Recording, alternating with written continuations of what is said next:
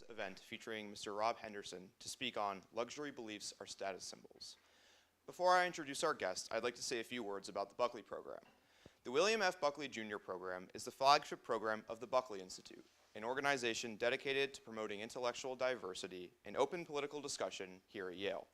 We have hosted lectures, dinner seminars, firing line debates, and an annual conference every year since 2011.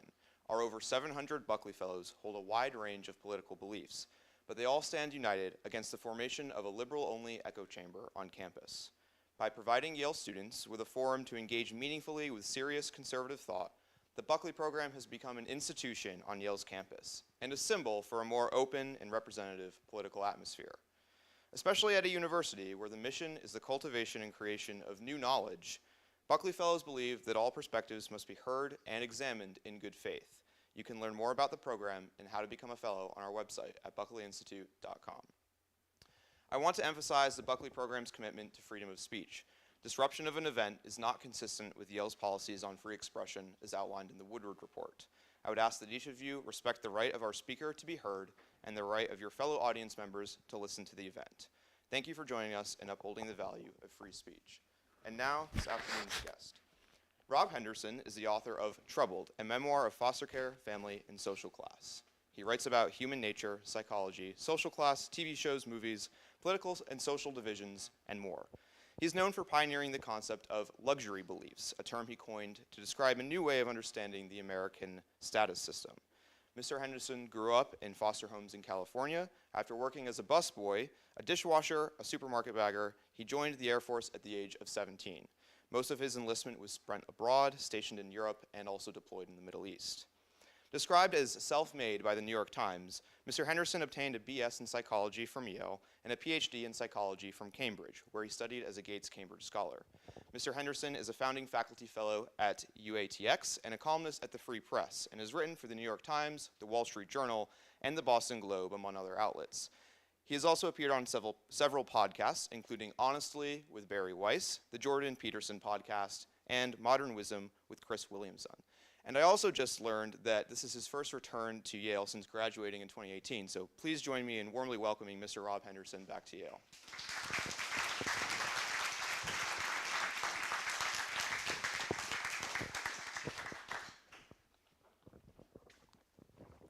Thank you, Trevor. Thanks, Lauren. Thanks, Moa, Ari, and thanks to all of you for being here today. Yeah, it's true. I haven't been in New Haven for 6 years. I understand that about 4 years ago, Yale abandoned the SAT requirement, so I'm going to try to simplify this talk for the Yale students in attendance.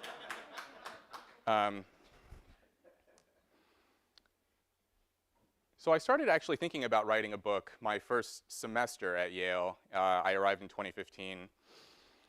And the idea came to me when I was speaking with a lot of other students, not just undergrads, grad students, some professors, administrators, and realizing how few of them seem to have heard about stories like mine, about where I grew up, the kinds of friends I had, the environment I was around. And I figured maybe some point in the future, maybe middle age or something, I would write a book. But some forces aligned, and events had occurred, and I ended up writing the book at a much younger age than I had anticipated, which actually turned out, I think, to be kind of an advantage, because when I was writing the book, the memories, I mean, it really is kind of a coming-of-age book. The first half of the book essentially just covers from my earliest memories at age 3 through age 17 when I fled and enlisted in the Air Force. And the memories I have now in my 30s, the memories I have from childhood are still very fresh. And so I was able, I think, to recapture as vividly as I could some of the feelings I had, the circumstances that I was in, the kind of squalor that I'd found myself in as a kid. So I opened the preface describing to the reader the origins of my name to give them a sense of the kind of book they're about to read. My first name, Robert, comes from my birth father. It was supposedly his name. I'd never met him.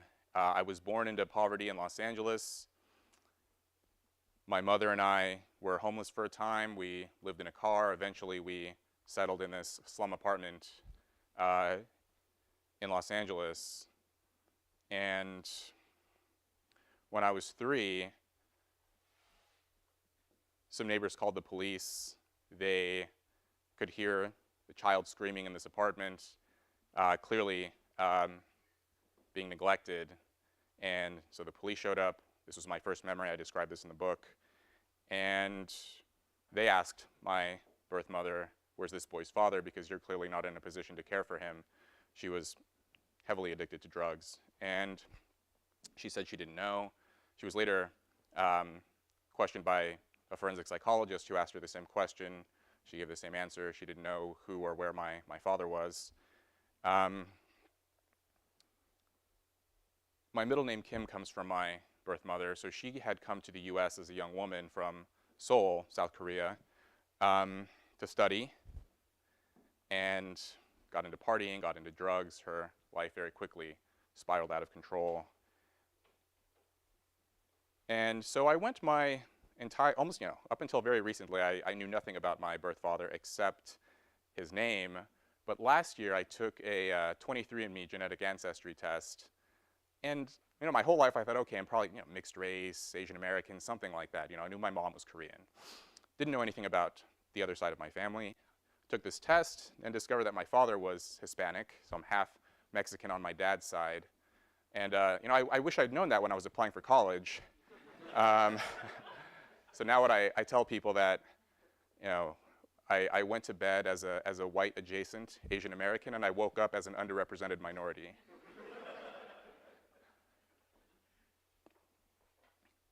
So I was taken from my mother at age 3 into the foster care system in LA. And I spent the next just shy of 5 years living in 7 different homes. And some people will ask me, why is it that the foster care system is designed so that children are so frequently relocated into different, what they call placements, different homes? And one of the reasons is that often what happens with foster kids is that someone from the family of origin returns and is able to care for the kid. It could be usually it's the mother. She strings together a few weeks or a few months of sobriety, re-enters the picture, can care for the kid. Maybe it's an aunt or a grandmother, father, someone re-enters the picture. And if a child has been living with the same foster family for a year, 18 months, this can create challenges, some complexities around loyalty and attachment, that if a child is living with the same family for a year and a half and then suddenly another family member offers to care for the kid, the child's often very reluctant to leave. And often, from the perspective of the foster parents, they're often reluctant to relinquish this child that they've been supplying care for so long. And so the system has sort of organically created this situation where they constantly place the child into different homes, different families, different environments, so that there's never that issue of attachment or loyalty, which, as you can imagine, is extremely upsetting for kids in those environments. I try to describe what that's like in the early chapters of Troubled.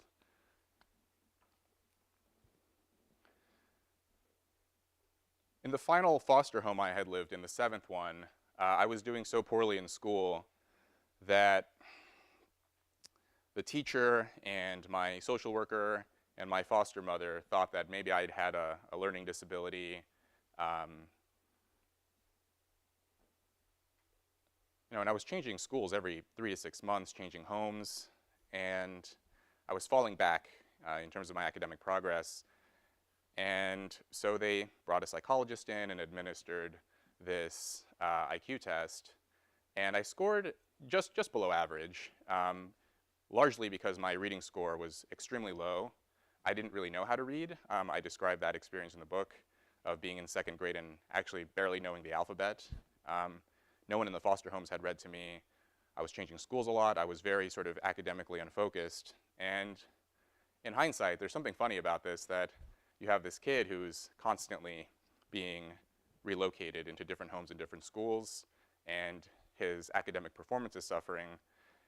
And the response of the system was to just medicalize it, give this kid a label, dyslexia, whatever, and then move right along, and you no longer have to consider the underlying root causes of why a kid in such an environment might not be as academically proficient as he should be. Bill Nye, he didn't read, and then my teacher told me he did read, but today I'm coming back around to this idea that maybe he actually doesn't read. Sometimes when I see the interviews. So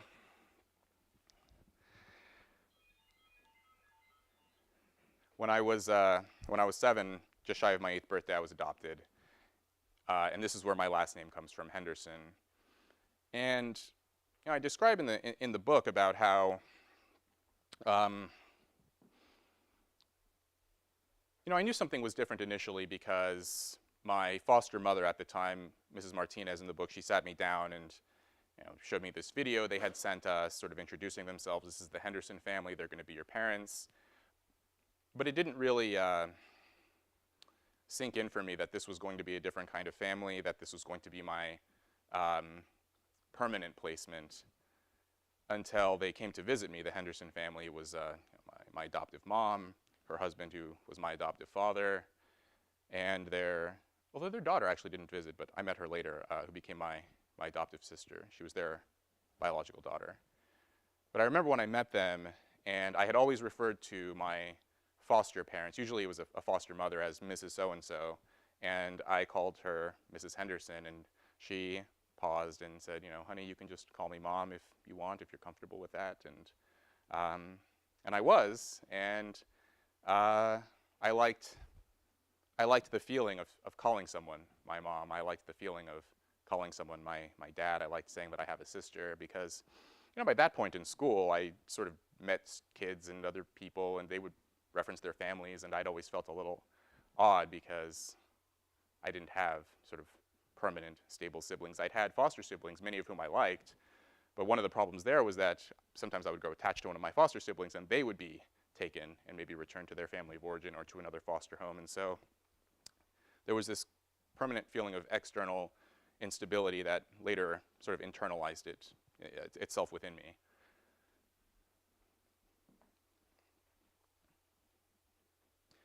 So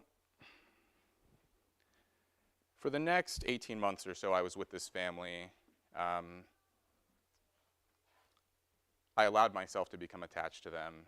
I was still a young kid, very unsophisticated, and just feeling very, happy and thankful. And grew close with my adoptive sister, who I remain close with to this day. But 18 months after the adoption, my adoptive parents separated.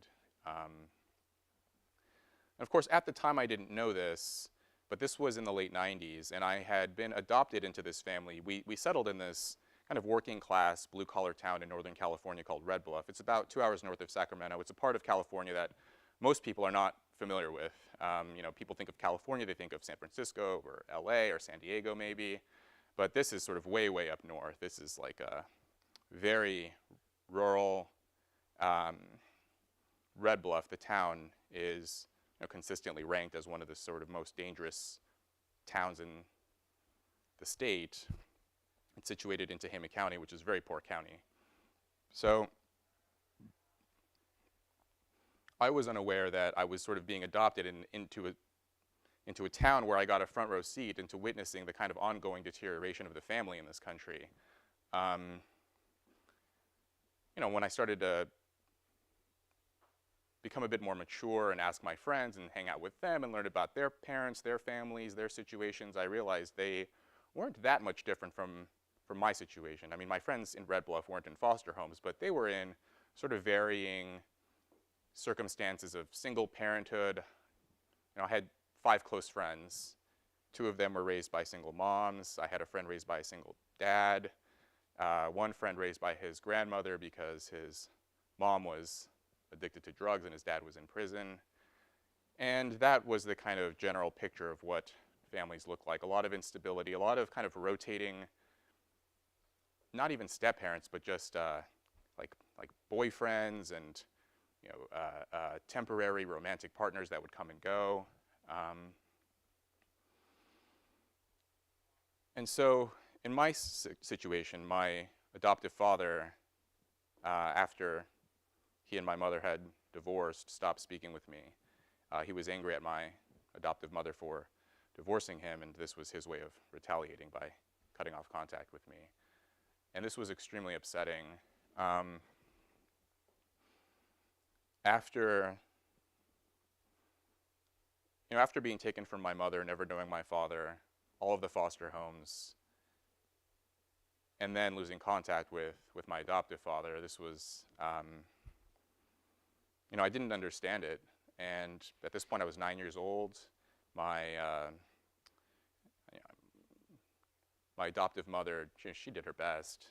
I mean, she was working full time and struggling to make ends meet, to pay the bills, and I was this angry 9-year-old kid, and I did what a lot of boys do when there's not a lot of supervision at home, and there's a lot of conflicting and incomprehensible emotions. So I hung out with other 9-year-old kids, and we'd get into fights and vandalize buildings. And at one point I tell a story in the book of how we just about lit my friend's house on fire, drinking tequila. I'd started drinking beer when I was 5 in the foster homes, but by 9, moving on to the good stuff. And smoking cigarettes and weed and whatever else. We'd go to the store and buy some like Sudafed or some cold medicine and see how many pills we could take before we started to feel funny. And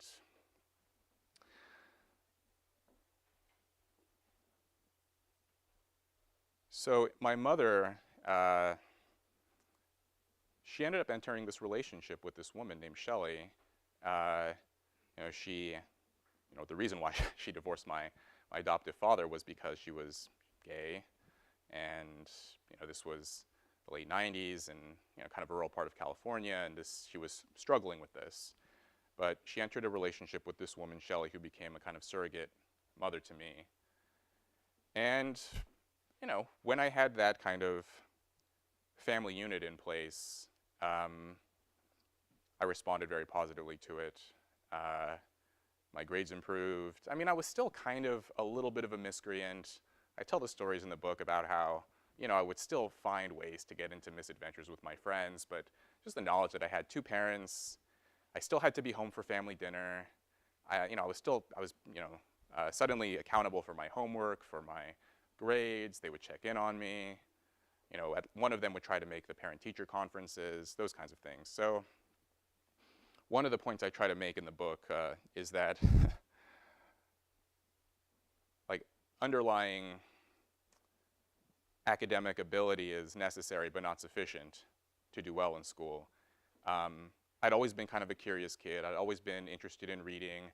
I would practice the math exercises in the book, but I just had this kind of underlying disagreeable, rebellious attitude. So when teachers would ask me to do homework, or if there was no oversight or no one sort of pressuring me and trying to contain me, then I would try to skirt the system and not do the assignments. But by this point, 10, 11, 12 years old, through my middle school years, I was actually doing very well. And at one point, by the time I was in my early teen years, 12, 13, I was doing a lot of chores around the house. I tell this story in Troubled about how at one point my moms had learned that heating a home with firewood was less expensive than central heating, and so I stacked the wood, and then they asked me to wake up at 5:30 in the morning to build this fire to keep the house warm, so that when they got up at whatever it was, 7 a.m. I think, the house would be warm. And I argued with them. I battled them and said, 5:30, this is crazy. I'm not waking up that early. And they both sat me down, and Shelley and my mom explained that they worked all day to pay the bills, to take care of me, to take care of my sister. and that this was the least I could do as the man of the house. That was the term they used, and I was 13 years old, and no one had ever referred to me as a man before. I mean, no adult anyway. It was like me and my 13-year-old friends would, we'd call each other, we say things like be a man or man up or grow some balls or whatever, but like that's not serious. And when it's an adult who says, you're the man of the house, it feels different. And this kind of reframed my attitude towards chores, towards my contribution toward the family, that it went from being this burden that was thrust on me to this contribution I was making to the home. And there was a tragedy shortly thereafter where Shelley was shot. And I describe the details of what had happened in the book, the subsequent financial catastrophes and home foreclosures and all of the upheavals that had occurred as a consequence of that. Eventually, I actually moved out when I was 16 and moved in with my friend and his brother, again for reasons I explain in the book. And by this point, I was working 2 jobs. In Trevor's intro, he'd mentioned I was working as a bag boy. Before that, I was a dishwasher. Trying to make ends meet. By this point, I'd had a car. I was trying to find ways to be self-sufficient since I'd moved out at such a young age. And I looked at the coworkers that I'd had at these jobs, and a lot of them were guys in their 20s, some in their 30s. And by the time I was 16, 17 years old, I'd started to ask myself this question. I'd slowly become mature and self-aware enough to think, is this who I want to be in 10 years? Do I want to keep working this kind of job, this kind of menial, low-wage job, getting paid on Friday, drinking and smoking away the weekend? And like some of these guys, I would go to high school parties. I was 17. I'd go to a high school party, but then I'd see some of these guys there, and I'm like, even at 17, I knew there was something pathetic about like a 26-year-old guy trying to like hang out with a bunch of high schoolers. And I thought, do I want to be that guy? And the answer was no. And I wasn't in a position to go to college. I graduated with a 2.2 GPA. Barely passed my classes, but I'd had 2 kind of older male role models in my life who put the idea of the military in my mind. One was a high school history teacher. The other was my friend's father, the friend that I lived with my final year of high school. And I didn't really know what it meant, the military. I kind of, I knew from movies and everything, but I didn't really understand what I was getting myself into. I didn't know if it was the right path for me, but I knew the path I was currently on was the wrong one. And I talked to some other veterans and other people who had had affiliations, associations with the military, and all the Air Force guys said, join the Air Force. And then I would talk to some Marines and some soldiers, and they'd say, like, yeah, if I could go back, I probably would have joined the Air Force. It's like less kind of intense, less physically demanding. It's just, yeah. And this was 2007, and so I'm like, okay, well, the Air Force seems to be the way to go. It's sort of more mental, less physical. And as soon as I stepped off the bus at Lackland Air Force Base for basic training, the first thing the instructors shouted at us was, "This isn't the fucking chair force." And I had no idea that they had recently revamped the entire training program because we were in 2 wars. There was Iraq and Afghanistan. This was only 6 years after 9/11. George Bush was still the president, and the Air Force was, attempting essentially to be just as tough and just as strong as the Army and the Marines. And so they were, as soon as we got off, it was, push-ups and everything else. Like, yeah, it was really, it was more intense than I expected. But it turned out to be the environment I needed. And most of the military isn't basic training. That's like the most intense part, but it gets a little bit easier over time. But I'll fast forward here. People will ask me, they'll say, they read the chapters in my book where I'm describing my teenage years, and then they see me now, and they say, you're so different than this person that I'm reading about. And the reason is because I was in the Air Force for 8 years. That's a long time to do anything, but it's really long in the military. I just had this realization earlier that, you know, I separated from the Air Force 9 years ago, and I was in for 8 years, and it feels like just yesterday that I left. But when I was in, those 8 years felt very long. And so by the time my enlistment was winding down and I'd had some time to mature and to reflect, and there were some setbacks and some hiccups, and I write about those too. But eventually, you know, when I learned about the GI Bill, what it could do for me, I finally took the SAT. I took some night classes at a local community college. I managed to, you know, put together something of an academic application that wasn't embarrassing. And, you know, even then, like when I got the interview for Yale, one of the questions I got was like, "We're looking at your high school transcript. You know, like, what happened?" Like, because it wasn't just C's across the board or something. It was like A, D, C minus, B. It was just like a mess, and it was just kind of reflected how much interest I had in that class, how much effort I had, how much I liked the teacher played a role. It was just, I was a very unfocused kid in a home environment that was just catastrophic and chaotic. But after 8 years of this kind of structured environment, learning how to do things I didn't enjoy, you know, I learned that we overrate motivation and underrate self-discipline. That motivation is just a feeling you have. It's the subjective thing. Do I want to do this? Do I want to go to the gym? Do I want to do that? Do I want to go to work? And self-discipline is, I'm going to do this regardless of how I feel. It doesn't matter what's going on here. It matters what your actions are. Can you force yourself to do things you don't want? And that is really kind of what divides successful from unsuccessful people, is doing things you don't like.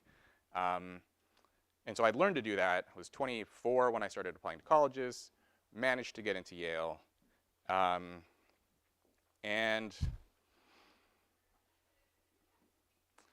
this is when the idea of luxury belief started to take shape in my mind. I would have conversations with students. I mean, some of them were weird, and I write about those in the book too, where, you know, I'd read this. So I was a psychology major. I did a PhD in psychology too, but one of the studies I read was about how, you know, this was a cross-cultural psychological study where a team of researchers went around the US and around the world and asked people like various kind of strange moral scenarios. One of them had to do with incest, like, is it okay for a brother and a sister to sleep with one another, that kind of thing. And I was reading a study, and across the board, basically everyone overwhelmingly said, no, this is wrong. But there was one exception, and the exception was students at elite universities. They were more likely to say it was okay. You know, no one's being hurt. You know, because there was a caveat. You know, brother and sister, no one's going to get pregnant, no one's going to get hurt. They just really like each other. And the elite students were like, it's kind of weird, but okay. And that was one of the first, you know, this was my first semester, and I'm reading this, and I'm like, yeah, this is like an unusual place where people have kind of unusual ideas. And then, you know, I'd had moments where I was in another class, and the professor administered an anonymous survey and discovered that, you know, she put the results on a PowerPoint slide. It was, you know, the results were anonymized, but I learned that 90% of the students in the classroom had been raised by both of their birth parents, which just floored me because I'd not known anyone like that where I came from. And so to see that, I mean, I don't know what I would have predicted in advance, maybe 60%, something like that, but 90%. And then I went and dug through some of the data and found that this is very common at elite universities. The kinds of people who attend elite universities tend to come from two-parent families. And there was a recent book, some of you may be familiar with, The Two-Parent Privilege by Melissa Carney, and she, in that book, describes how one of the strongest predictors of graduating from college is being raised by two married parents. And at this point, 2015, 2016, I was unfamiliar with it, but I was learning. I would interact with students, and they would downplay the importance of family. Not just undergrads, I would speak with grad students too. And I'd go to office hours and speak with professors and hear, you know, kind of a consensus around family being this, you know, the attitude was either impartial, non-judgmental, or sort of overtly against it. You know, I had conversations where people would say, you know, the family is outdated, marriage is this kind of backwards patriarchal institution and we should evolve beyond it. And then I would ask, well, how were you raised? And every single time the person was raised by two married parents.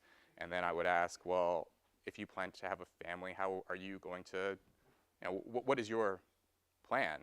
And they would respond, oh, I was raised that way, I'll probably get married too. Like, that's just, and to me what I heard was, I benefited from this kind of age-old institution that led me to study at a place like Yale. And I plan to carry those benefits forward for my own children. But my official public stance is people shouldn't do this. Don't do this thing. And I would encounter other elements of, I think, probably largely unintentional duplicity. Some of it, I think, was intentional, and I talk about those interactions in the book, too. But eventually, during this time, I was reading a lot of sociological texts. I read Thorstein Veblen. He wrote this book, The Theory of the Leisure Class, in 1899, about how the elites in that time would exhibit their status through their material goods, through expensive tuxedos and delicate evening gowns and pocket watches and monocles and attending lavish events. And the upper classes today do those things too, but material goods have become a noisier signal of social status. In 1899, it was very obvious just from looking at someone who was rich and who was poor. And today, it's still kind of obvious, but less so. You can kind of tell someone who's like, at the bottom of society who's really struggling on the margins, but it's more difficult to identify someone who's, upper middle class versus lower middle class or working class. Luxury goods have become a noisier signal. And if you fast forward to the mid-20th century, Pierre Bourdieu was a sociologist. He coined this term cultural capital, and he described how the upper classes would convert economic capital into cultural capital. They would take their money and then convert it into intricate hobbies and tastes and opinions and practices that would allow them to set themselves apart from the masses. There was a great book a couple of years ago by Michael Knox Barron. He wrote a book called Wasps, The Splendors and Miseries of an American Aristocracy. And often when I cite that book, I have to explain, WASPs means white Anglo-Saxon Protestants, the American ruling class, but I think at a place like Yale, people kind of know what WASPs are. This is actually where I learned. I didn't even know what WASP was. Like, I'm like, what, like the insect? Or, I didn't know. And I learned that the shadow of the wasp, in the Ivy League, So I read this book to learn about wasps. And the author describes how in the mid-20th century, what he referred to as the high wasps, like the upper crust of the American ruling class, they would support movements and fashions and ideologies because it abhorred the vulgarians. In other words, they would support these causes because they derived a bit of satisfaction and a bit of a thrill from knowing that the masses would be upset with them for doing so. And it allowed them to distinguish themselves, to set themselves apart, that I'm not one of you. I'm a member of the aristocracy. And so I read that book along with many others.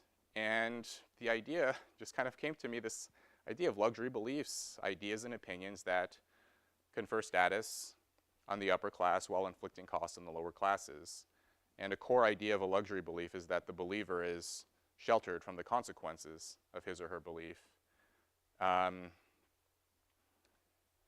some people will ask me, is this intentional? Do people know when they exhibit luxury beliefs? These fashionable ideas, family's unimportant, we should defund the police, we should legalize hard drugs, or decriminalize hard drugs, promoting the use of addictive technologies while at home hiring nannies to closely monitor your children to make sure they don't use screens.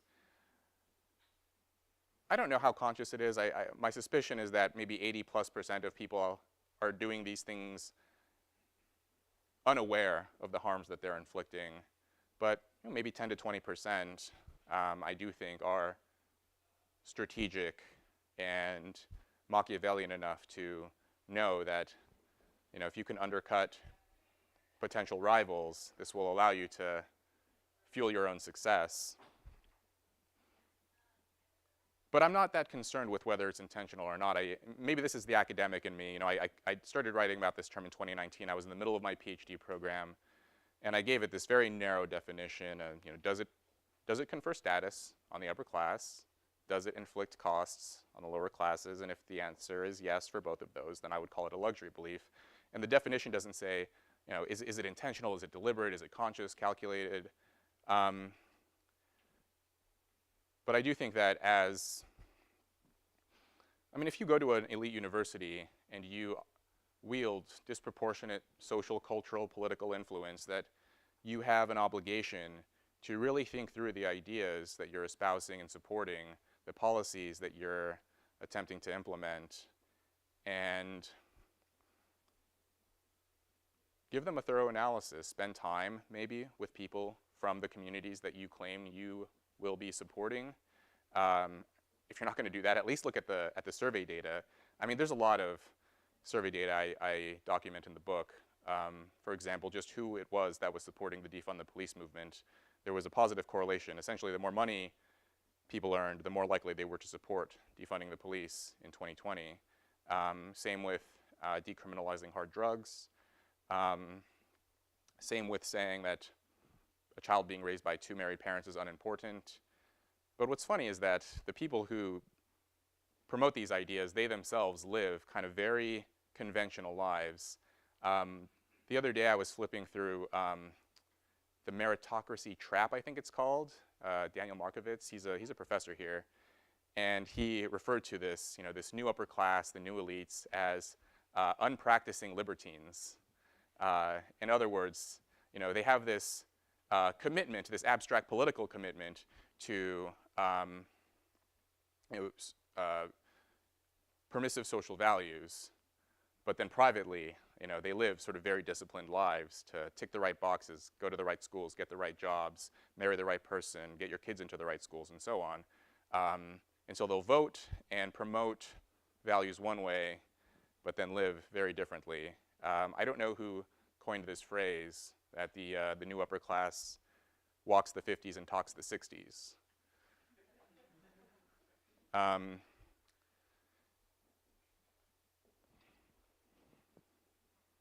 I'll leave it at that. Thank you.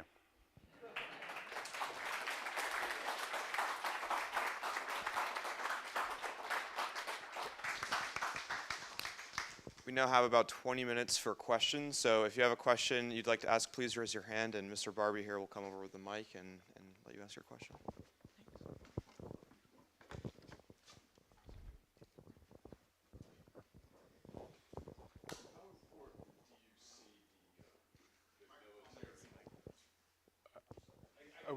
Yeah, let's get This him. is for the It's for the audio camera, recording. for the, live stream. How important did you see the military in kind of changing your course in life? And would you recommend that for people who, your story is pretty incredible, what you did, but there's a lot of people experiencing what you went through constantly.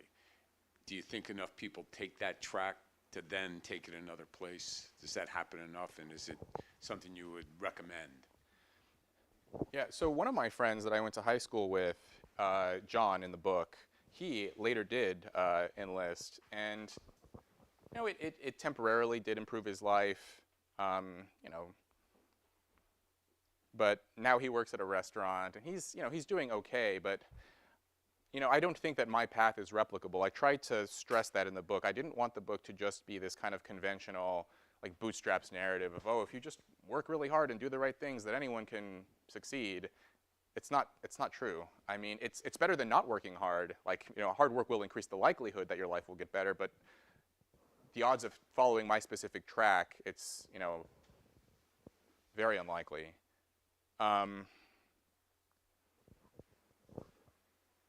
So I think it can be a good decision for young people if they're living in squalor, in instability. But I'm just reluctant because it really depends on the person, their interests, their aptitudes. The other thing is, fewer and fewer people are eligible for enlistment now. Each year, the Pentagon releases survey data on this, and the latest I saw was something like 78% of young people are ineligible to enlist. primarily because of obesity. So that's like something you can, that's something modifiable, but also, piercings and tattoos and drug use and mental health conditions. I know Jonathan Haidt just released this book. I'm about halfway through the Anxious Generation, and he's showing this sort of skyrocketing rates of mental health conditions among young people. I had this conversation with Jonah Goldberg the other day, and he asked me, a lot of people ask me this actually, about like a national service. We have so many kids, so many people raised in these disorderly environments. Maybe national service would sort of help them. And to me, if you can imagine like a kid being raised in this kind of disorderly environment, which he or she probably doesn't enjoy very much, and then at 18 you're forcing them to go do something else they don't enjoy very much. Because for me it was a decision. I knew, I didn't exactly know what I was getting into, but it was me who signed the contract and I volunteered to do that. But coercing people into doing something, I'm not as certain about that. Yeah, it's not a clear answer, but I think it's something worth looking into if you're a young person. But I hesitate to sort of give a blanket recommendation.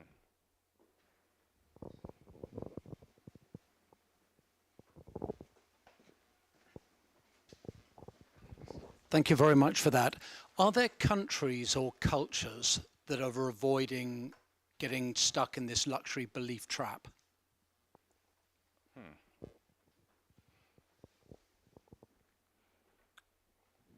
I mean, luxury beliefs seem to be particularly pervasive in the Anglosphere.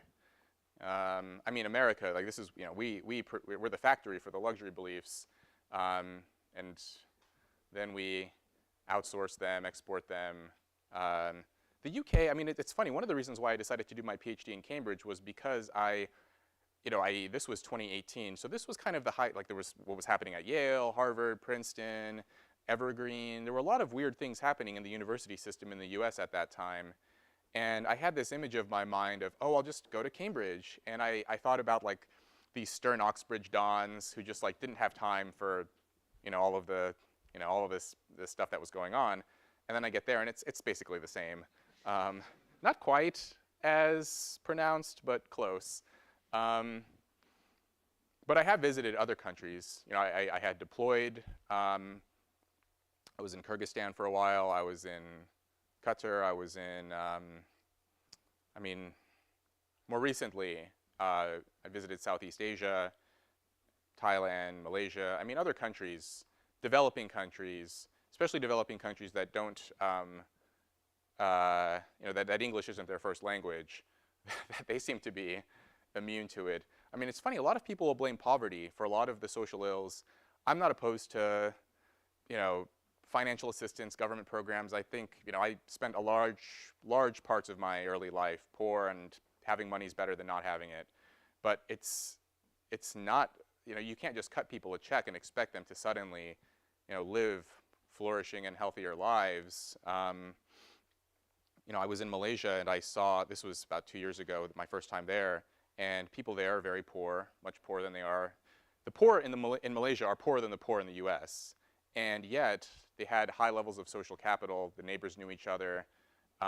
People were married. There was like, there is like issues with unemployment, and you will see, kind of young males roaming around. But there just seems to be like stronger norms to like, there's still some gambling and drinking and stuff, but just not quite as dire as what you would see like where I grew up in Red Bluff. I spoke with this guy the other day from Kenya, and he told me the same thing, that he said when he goes home to Kenya, also very poor, but marriage rates are much higher than they are in the US, and family bonds are stronger. And so to me, this suggests that we can't pin the entire issue on poverty or inequality alone.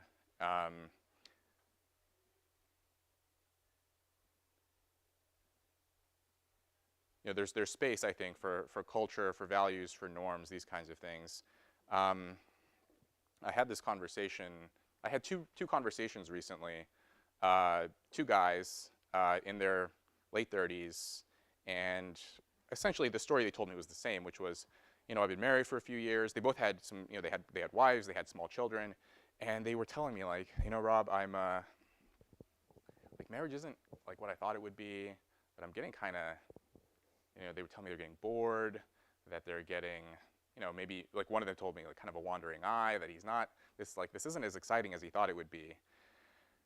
And they were wondering what to do next, maybe leave their wives, maybe leave their kids, or, not leave, but like, separate and become single again. And then one of them told me he was reading my Substack. The other one told me he read my book. And they told me that they decided to recommit to their marriages and realized that they didn't want to break their family apart and that they were just being selfish. And there was no abuse or mistreatment. These weren't like toxic relationships. These were just kind of guys in their 30s who, wanted to live in a more, I don't know, they just wanted some excitement or something. And they decided not to go that way, and it's because of something I had written, and I'm just a guy with a Substack. And I wondered, if that message was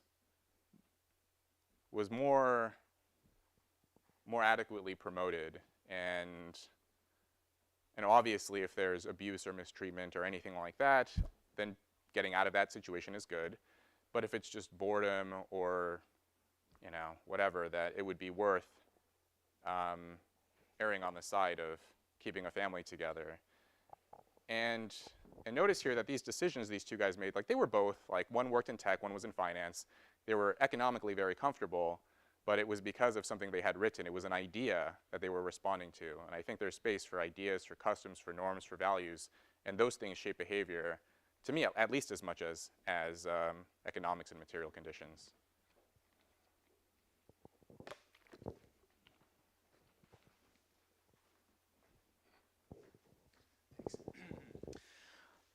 So earlier in your talk, I remember you mentioned how you had this sort of cohort of friends that you grew up with that were in similar, family situations and socioeconomic situations. I wonder if you have ever kept in touch with them or kept track of like what their outcomes were like. And, if it is indeed the case that your outcome from theirs were very different, what do you think was responsible? What were some of the factors that led you to travel the path that you did, in your opinion, that didn't happen for your friends? Yeah, I do a kind of this epilogue at the end of the book where because I have lost touch with some of my friends, but as of a few years ago, I talk about what I know about what their lives are like. I still stay in touch with the two brothers that I lived with in my senior year of high school. It's one of those things where like we grew up together and we're so close that no matter how much our life paths divert, that we still have like those shared memories of our early life. There's something kind of unique and sort of psychologically powerful there, that when you spend your adolescence together with someone else, that it sort of creates this situation where you could have a lifelong bond. So we still talk. Yeah, one of them, he was working at Walmart, and then during the lockdown, he lost his job. And I mean, he'd always had some kind of behavioral issues and stuff and some difficulty with authority, but he lost his job, and now he's training to be a plumber. The other friend, he was the one who had joined the Air Force, and now he works at a restaurant, and they're doing okay. So what made me different? I mean, look, I was always more academically inclined than my friends. I was the only one who read books for pleasure. I was the only one who, like, it was funny, I talk about this in the book, where in middle school, my grades were my grades were good. This was the period where my mom and Shelley were together, and I was sort of performing at the level of my academic potential. And as a result of my grades in middle school, I got placed into advanced courses in high school. And this, and now I was separated from the friends that I was hanging out with. They were in, the less advanced classes. I use a different word in the book for that, but less advanced. And so there were, like, clearly early on, like there was the patterns between us, the differences were apparent. And so joining the military, I think, like, really was maybe the most important decision I'd ever made, because it got me away from them. It got me away from Red Bluff, from that environment, from all of the toxic influences. And I was not a good influence myself, and I talk about that too, that there was a kid in one of my classes. One of my advanced classes, he had a good family and everything, and we were kind of friends. We'd hang out together, but, like, yeah, he was a better influence on me than I. So getting out of that environment as soon as I could, that was important. But one of the things I try to make clear in the book is that, look, like, I'm not entirely convinced that if my close friends had been raised in the kind of optimal environment, if you had raised them in an upper middle class, 2 married parents, everything, every advantage possible, I don't know if they would have gone on to college. They were just not that interested in learning. But I did have 2 friends who went to prison. I had one friend who was shot to death. And I do think that if they had been raised in a different family situation with different values and priorities and so on, that maybe they wouldn't have gone to college, but they wouldn't have been locked up. They wouldn't have died. So I don't know how much we can sort of raise the ceiling as far as, like, college and so forth, but I do think that we could raise the floor as far as how far down these kids go, and how badly their lives can turn out. And in a way, I just don't think it's that important. I mean, the whole preoccupation with educational achievement and accomplishment and so forth, we're spending so much time focusing on what happens after the age of 18 than what happens before. It's like, oh, well, this kid, he was poor, he was in foster care, he was whatever, X, Y, Z, all these disadvantages, but let's just get him into college. And as if somehow that will make up for everything that he had lived through, or she had lived through prior to that. And for me, I would like sort of reverse the priority, and it's better to spend your first 18 years living in a secure, stable, warm, loving environment, and then whatever happens after 18, I just don't think that's quite as important as what happens before. Your childhood years are so important, they're so critical, and we're just not that interested. Kids have no, I opened the book, and I think in the preface, with a quote actually from Nicholas Christakis, the sociologist and physician, and the quote goes something like, every child care policy in America has prioritized the needs of adults rather than the needs of children. And the reason is that kids have no political power, they have no ability to, like, unite and advocate on behalf of their own interests. They can't, they're politically and socially and economically and, like, every category, they're just powerless. And so it's up to adults to think about what their, what needs that, how to meet their needs. And instead we're focusing on the needs of adults. Once they turn 18, what happens?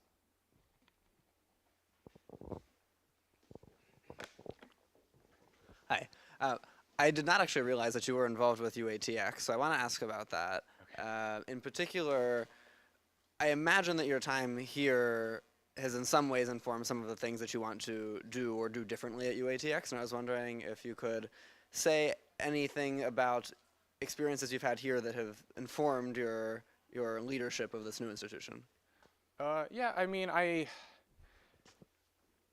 they gave us this title, Founding Faculty Fellow. I was just teaching summer courses, essentially. So we were bringing in students from other institutions. We had some students, I think a couple of students from Yale, everywhere else, like other colleges, brought them in to Texas, and we taught these summer programs for 2 weeks, just to sort of create the atmosphere and the vibe and sort of bolster the brand of academic freedom and so on. There is a kind of dogma, there's a kind of orthodoxy. There were questions. I was teaching a course on, what was I teaching? We were talking about, I think in this session, kind of the psychology of poverty and inequality, and I asked a question that I wouldn't ask in a Yale seminar, for example, or a Cambridge seminar. And I put the question very bluntly at first, which was something like, do some poor people deserve to be poor? I wanted to get a conversation going, and some of the students balked at that. And so I reframed it as, are some people more responsible for their own economic misfortunes than others?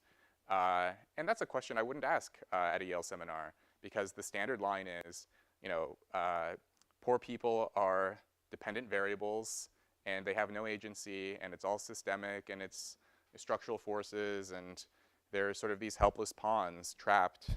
And you know, when you spend time around poor people, if you spend a long enough amount of time with poor people, some of them stop being poor. And it's not magic, and it's not just luck. Some of it has to do with habits and behaviors and choices and decisions. And some of it just has to do not so much with what you do, but what you don't do, avoiding catastrophic mistakes. So anyway, all this to say that, like, yes, it is more freewheeling, it's more open, and I think the students themselves felt freer to speak their mind. And so, you know, I'm hopeful. I'm not as involved as I was, but, you know, I still maintain an affiliation there. Perhaps a final question?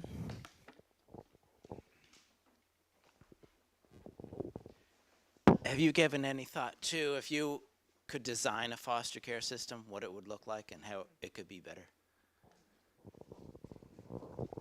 So one of the things that happened with me was that my file was essentially like absorbed into the foster care bureaucracy in LA County. I should have been adopted much sooner. So when I was 3, again, like, no one knew where my father was. My mother was subsequently deported back to South Korea. That was not her first arrest. She'd had multiple run-ins with the law. And so she was deported. I was born in LA. I was an American citizen, so I was just placed into care. And when I was 7, you know, every year or something, the foster system requires that kids get a kind of brief mental health checkup. It's like a 15-minute thing with a psychiatrist. And this doctor that I met with, he actually had carefully reviewed my file and realized, like, oh, this kid's never going to go back with his family. And so he recommended that I be placed up for adoption, but this should have happened 5 years sooner.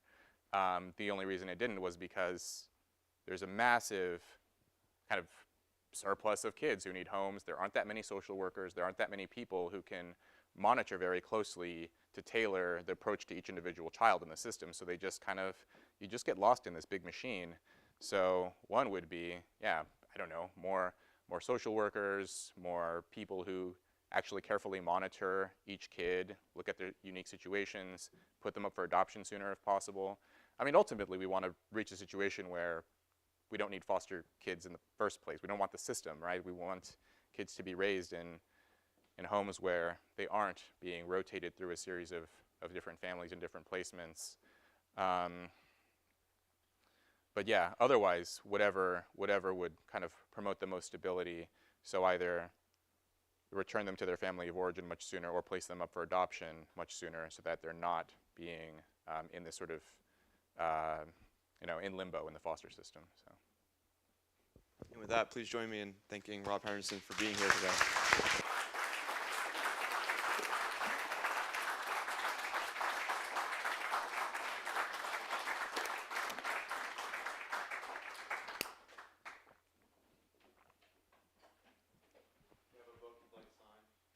Yeah. Hey, thanks, man. Yeah.